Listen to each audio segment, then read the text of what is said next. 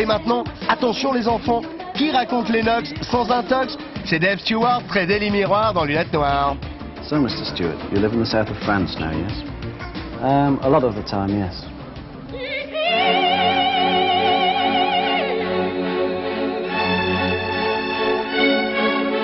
Exactly how many recording studios do you own?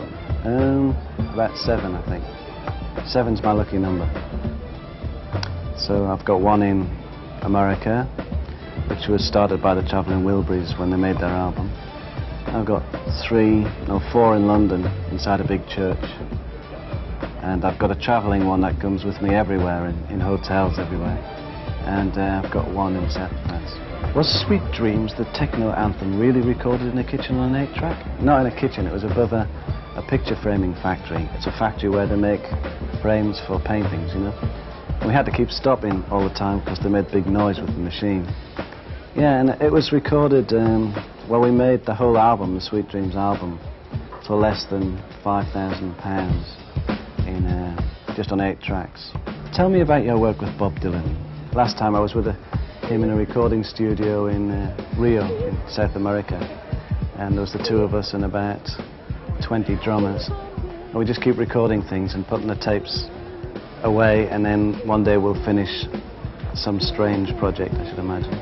How did you react when you first heard the song by our backing vocalist Joan East Jameson with Francoise Felder? Well, I didn't hear it till it was number 2 or something in France, and then I still didn't hear it. You know what I mean? Are you, through your mother, the true heir to the Duke of Northumberland? Oh yeah. I should really own about an 1/8 of England, and it was taken away from me because my great-great-grandfather, he was a very bad boy, you know, and he kept sleeping with lots of women who were meant to be just that working for the royal family. He got lots of people pregnant, and he was a terrible man, and so they took the throne away from him. Are you often bothered by groupies? A lot of people who go to a lot of parties and stay up a lot, you know, they often get what they think is terrible illnesses, but really it's just because you've been staying up too long. And one time I thought I was having a heart attack in Los Angeles, so I woke up a friend of mine, Jimmy Ivey, and he's a record producer, and about 8 o'clock in the morning I said, I'm having a heart attack, and of course he jumped out of bed, drove me down to the hospital, and this is typical like Beverly Hills scene, you know. I go in the hospital and the woman in front of me was having a child, and she said, this is my 8th, you know, you better hurry up. So my friend Jimmy, he fainted, and I went in and lay on the bed, and the doctor came and he looked around him and he said, you're Dave Stewart, aren't you? And I said, yeah. And he said, I'm a bit of a songwriter myself, you know, and I'm going, I'm having a heart attack, you know. And he said, never mind that, and he started singing me his song, you know, The Tropic of Desire, which was, at the time I didn't think it was very funny, but afterwards now I think it's very funny. I didn't think that doctors would be out of work, songwriters and actors. I knew waitresses and things. You started Eurythmics when you first divorced Annie, right? Or she divorced you, wrong? Well, we never got married, so we didn't get divorced. We used to live together. And yeah, we split up but stayed together as a musical duo, which was quite hard if you think about it, you know. I mean, anybody watching who's married can imagine getting divorced and then starting, you know, a group with your wife is a bit difficult. After all those years, did you suffer from being the man behind Annie Lennox? Well, I wasn't really suffering, really, because she was a great person to play with, and I've always done lots of other little projects all the time.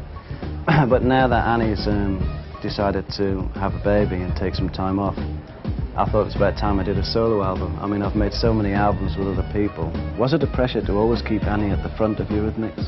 When we used to do photo sessions, if you look at the first covers, for instance, I would stand with my back, you know, like that, and she'd stand at the front. And, you know, I was directing videos and things, and I just knew that she was such a good focal point. And which things do you not prefer about Annie Lennox? Well, she loses her temper very quickly, and she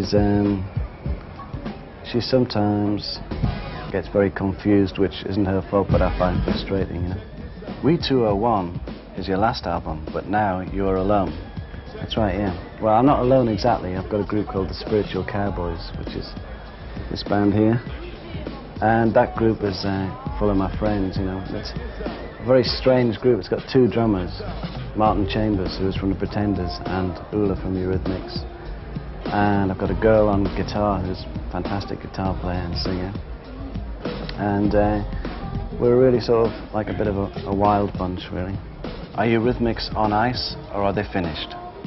No, you see, Annie doesn't know when she's going to have a baby, so it's a hard thing to predict, you know. So we're just waiting till she does, and then we'll make another album. What about Shakespeare's sister, the group of your wife? What are they doing? Yeah, she's recording right now in George Harrison's house in London, and she's about halfway through the album, and she's got a very clever secret up her sleeve. Her next album's coming out with something that nobody will believe what they see, I think. If you were to ever divorce your wife, Siobhan, would you start a group with her? No way.